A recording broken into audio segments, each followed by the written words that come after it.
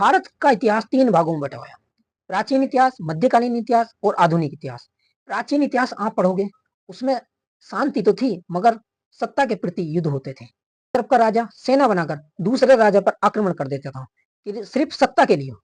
लेकिन आधुनिक इतिहास में जब मुगलों की सत्ता भारत में राज कर रही थी, उस समय एशिया में और यूरोप में कुछ अलग से नीति अपनाई जा रही थी। वो नीति थी ईसाइयों की। ईसाई ईसाई चाहते थे कि हमने यूरोप पे काफी प्रकार से प्रचार प्रसार कर लिया, अब हम बाहर निकलना चाहते हैं। तो उन्होंने समुद्री मार्ग को अपना एक साधन मानकर पुर्तगाल के 15 नाविकों ने जब पुर्तगाल से अलग अलग देश के लिए यात्रा करनी स्टार्ट करी थी, तो कोई अमेरिका पहुंचा तो कोई भारत। मात्र 15 में से 2 जने अपने लक्ष्य को बना पाए थे और 13 जने आंधी तूफान लहरों के कारण मर गए थे।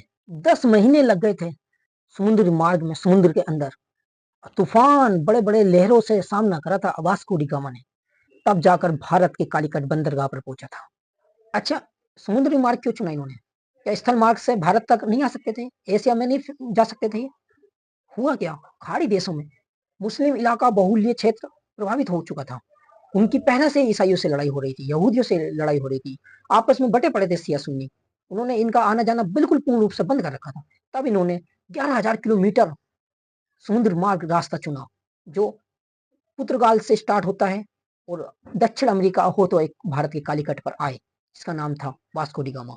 एक अमेरिका चला गया जिसका नाम था कोलंबस। वहां से शुरू होती है इनके व्यापार की नीति।